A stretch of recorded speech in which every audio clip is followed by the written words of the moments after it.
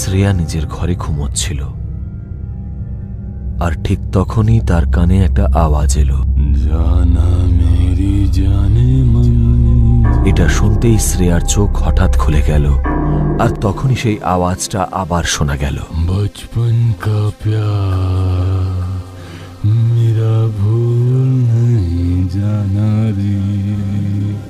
গানটা শুনে শ্রেয়া হঠাৎ ভয় পেয়ে গেল আর উঠে বসে পড়ল।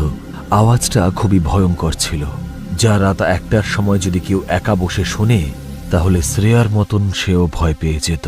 এটা আবার কে যে এত রাতে এত ভয়ঙ্কর আওয়াজ করে গান গাইছে? শ্রেয়া সবে এইটুকুই বলেছে, অমনি আবার আওয়াজটা এলো।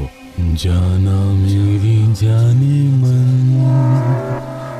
বচপন কা প্যার মেরা ভুল নেই জানা রে।